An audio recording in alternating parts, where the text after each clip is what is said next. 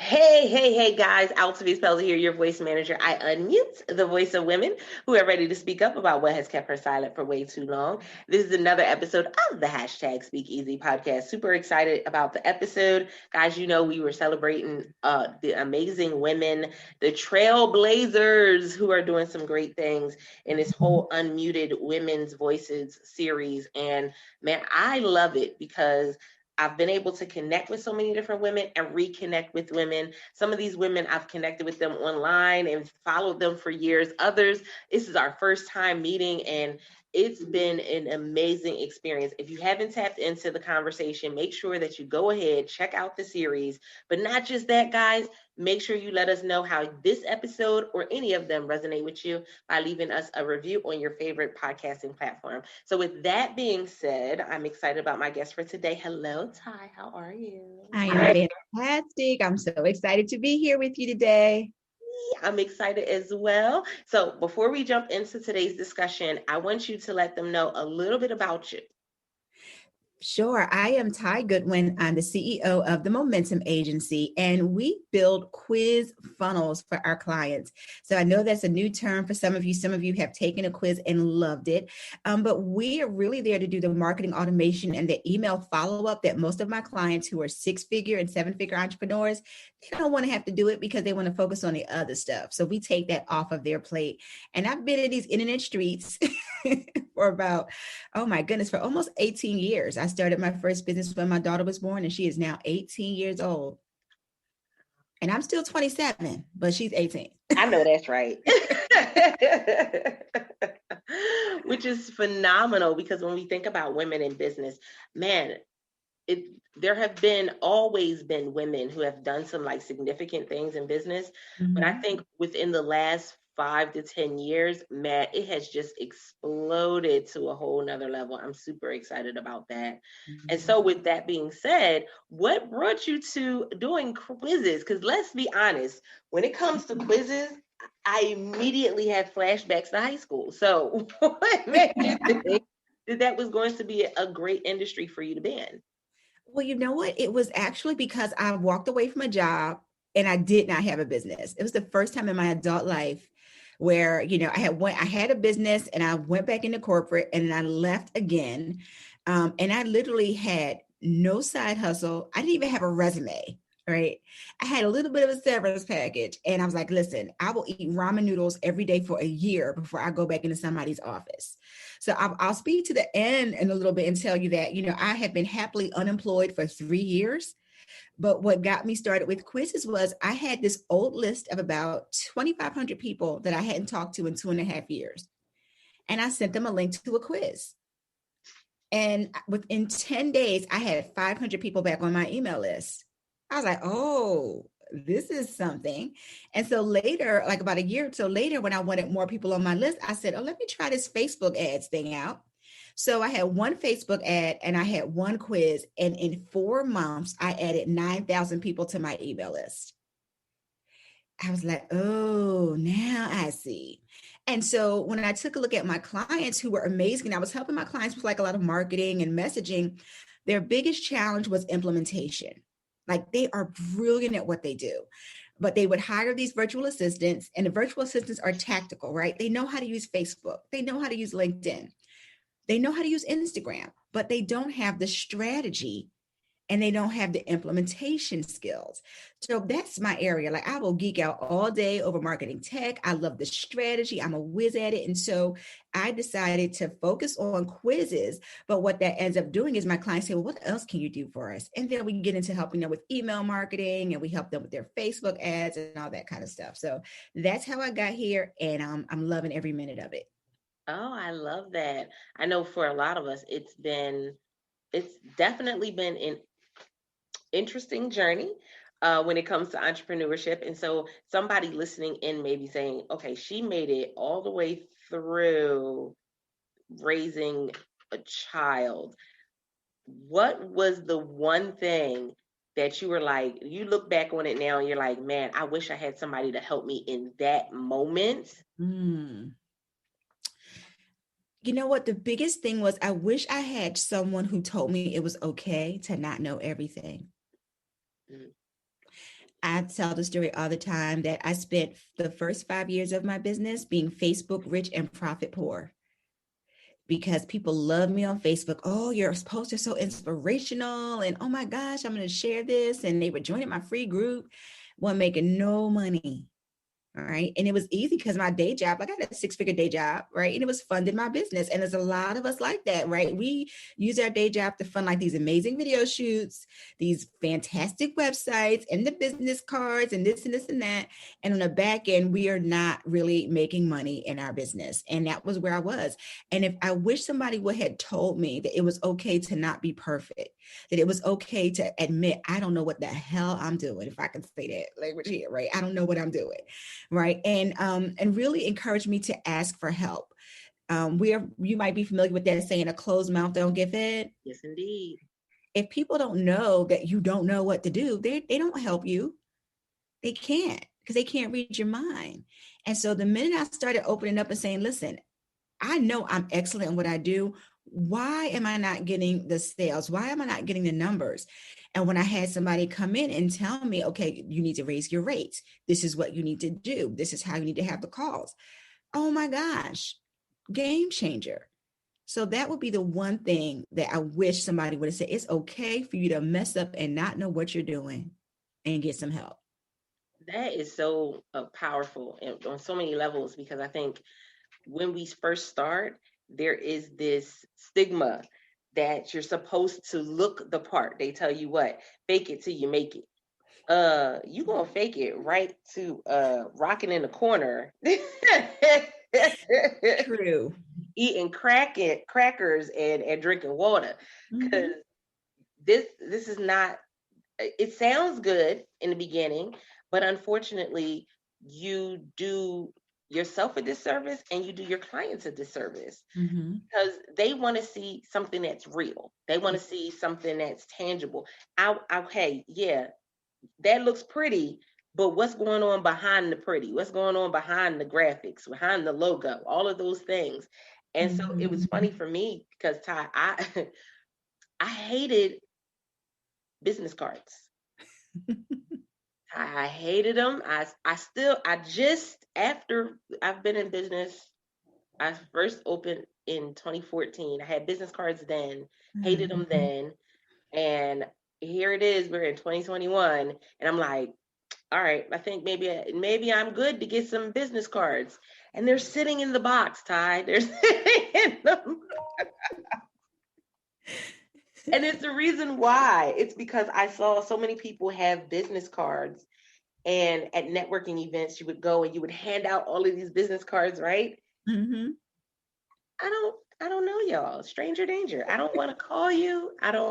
We didn't have a conversation. It was horrible. Yeah. I think what you just said resonated with me so much, because I was like, yeah, in the beginning, I wish people would have just been upfront and real and said, okay, this is what you need. Like, not what's going to make it pretty, but this is what you need. Because even I spent the $700 on the website, didn't have nothing to sell on the website, but I had the website.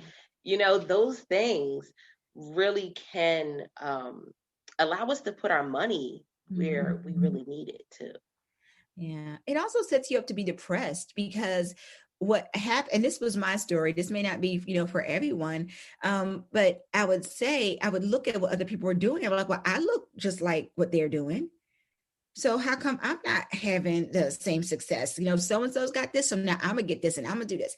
And I'm like, well, I look and I sound just like, so, and then I would get depressed, and I call it the cauldron of comparison, right? Because you start to compare yourself to everybody. And that was one of the reasons why I left and went back into a day job, because at that time, and you probably remember this, everybody was talking about, I could make you 6 figures in 6 weeks. Yes. And I'm like, listen, if the only reason you're making 6 figures is because you're telling other people that you can tell them how to make 6 figures, I had a problem with that.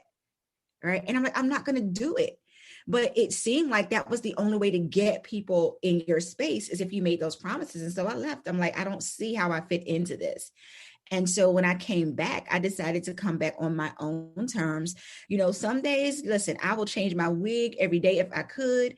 Some days you'll see me with some eyelashes. You probably will never see me with my nails like manicured fully and done, because that's just not how I am. And I love every minute of who I be right now. But I had to own this space that I'm in. And what's happened, which has been great, is that people will come to me after, and usually it's after they've been scammed by somebody or they didn't get the results. And I'll be like, I really appreciate how genuine you are. I really appreciate how down to earth you are. I've watched you. I've seen what you do and you make it really easy, and I want to work with you. And it took me a while to be comfortable with that, because, it feels like, you get the leftovers sometimes. You can have that. Honestly, that's being real talk. That's what it felt like. But the reality is I am here, right? I am here for that. You know what I mean? I am here. And there are people, not everybody that comes to me is in that space, but I get it, and I'm real, and I'm very selective about who I work with, because I tell people all the time, I'm not just sewing into your business, I'm sewing into you. Oh my goodness, Tai, you hit on so many different points, because I know for me, I had to leave, and like I had to start pulling myself away, and then God was like, nope, let me just go ahead and cut that. And so it got cut completely to the point where folks blocked me, and I was just like, okay, well, so we're here. But it was interesting, because once that whole tie was broken, like, I had people who came back to me who were like, oh, I'm so happy that you're not in that community anymore. Like, you didn't fit there. Yeah. Your personality wasn't, what, it didn't fit in there. Like, we saw that you stood out for so many reasons. Like, you were not the person that they were. And I was just like, why ain't nobody say nothing while I was there? What? Y'all let me go ahead and be up in the foolishness. But they were just like, when we see people in that predicament, we don't really know what to say to people. Like, we don't really know, hey girl, pay attention. Snakes in the water, don't go. But we kind of get caught up in everything that's going on. But I literally had people who came back to me and they started following me again after I left. And it spoke to so many different things, because I was like, there were certain things, and we know it's horrible to say it now. Hindsight is 2020, because we had so many things go on in 2020. But I remember thinking back on some of the things that happened while I was in that community, and I was like, wow, yeah, that was a little toxic. I don't think it's a good look there, but some people, they thrive in that environment. That was not for me. But it's all part of the journey, True, because I can't take away that there were some things that I learned. Some things I learned about me, some things I learned about business. Yeah. But I know for a fact, like, I've seen, and this is one of the things, SpeakEasy Podcast listeners, I want y'all to understand this. There are a lot of people that have been coming onto the podcast that I've watched their journey. Like, it's not just, oh, they fresh on the scene with the gangster lean. No, I've watched their journey. I've watched Ty's journey. And, when Mario Armstrong came on a few weeks ago, guys, I watched his journey. Why? Because I see the heart of people. And that really makes a difference. And I know that that's probably what you hear from a lot of your clients. They're like, there's it's a different atmosphere when I'm working with you. It's a different process. And so for you, what has been the struggle to keep staying in that authenticity when we are in such a driven world? Here, let's get 100,000 people on your email list by this weekend. Like, I love that you said it was over a period of time that you got them and the process you went through. But have you had that internal struggle? Every now and then it creeps up, when I see people that are just kind of clattering after, like, the people who would be kind of like gurus or rock stars. Every now and then it flares up. And then I, am dealing with a client, or somebody's coming back to me and they're telling me, thank you for helping me, or, I really appreciate the time you took, or, you just so much into me. And that's where it is. It's just like when I was a classroom teacher, I wanted to be a teacher because I wanted to impact lives. And so it's going back to that why. Like, why do I do what I do? It's, part of it was my daughter. I really wanted to show her what was possible. I didn't want to tell her to go to college and go to school and then come home to a job that I hate every day after going to college and going to school. And it's also that I want to see people shine. I want to see them be brilliant at what they do. And when I focus on the why and the who, it's easy for me to let that other stuff go, you know? I love that. Oh my goodness. This has been an amazing interview. Oh my goodness.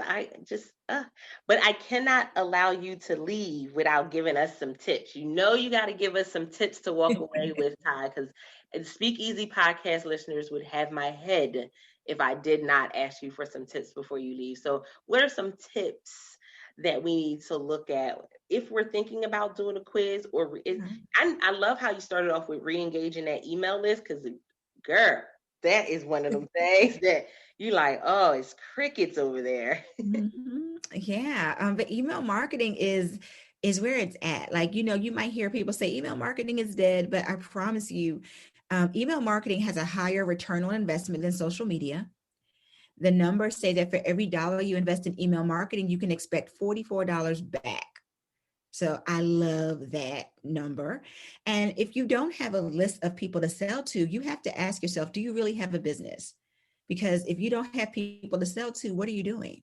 Like, you can have Facebook likes all day long, but if those are not people that you can actually sell to, it's worthless. And the reason that we use quizzes is because the conversion rates are high. It's a lot faster to grow your list, and not everybody has a quiz. There's a lot of people that have like great PDFs, and I love a good checklist, right? However, when you give somebody a checklist or a PDF, all you're getting is their email address. Mm-hmm. When someone takes one of our quizzes, we're getting so much information about them back, and it's different than a survey, right? So there's some nuances to it, but when they take that quiz, we're getting so much information that we can now use to do a better job with our messaging and with our marketing, and even figuring out what to offer people next. So I'm a rock with quizzes. I think they're the new webinar, where everybody was trying to get on the webinar bandwagon 5 years ago. Quizzes are that new webinar, where everybody's going to want to get on this strategy for growing leads. And I have a quiz about quizzes, if I can share that with your audience. You sure can. So if you go to profitmomentum.com/biz quiz, that's it, BIZQUIZ. And the quiz is called, which type of quiz is right for your biz? Wow. Yeah. See, I didn't even think about there being different types. 5 different types of quizzes. I love it. I love it. So SpeakEasy listeners, this is why we do what we do. Because guess what? We want to make sure that you are taking things to a whole nother level. I get it. There are so many people that do, coin themselves as influencers or gurus and all of these different things. And they're not always telling you the real deal. They're not always giving you the backstory. They're not always giving you the insight into how things are going to work for you. It's great that they're making 6 figures, but you got to kind of look and say, but what is that doing for your clients? What are they able to do? And, I learned that lesson a while back, and I'm hoping that some interviews such as this one today can definitely help you in that realm as well. So Tai, let them know how they can reach out to you and find you online as well. And then we'll go ahead and wrap this episode up. Well, thank you so much for this opportunity and this conversation. It has been so wonderful speaking with you. I'm so glad we did this. You can find me on Instagram at Tai Goodwin. If you're hanging out on Clubhouse, which is all the rage these days, I'm there under the Quiz Queen Tai Goodwin, hosting some rooms on there. And on Facebook, Tai Goodwin all the way around. Just use that. You can find me. And then our website is profitmomentum.com. I love it. Guys, make sure that you let us know how this episode resonated with you by either leaving us a review on your favorite podcasting platform or come join the conversation, bit.ly/World Voice Community. We want to hear from you. With that being said, this is another episode of the #SpeakEasy Podcast. And until next time, guys, don't forget to press it out. See ya.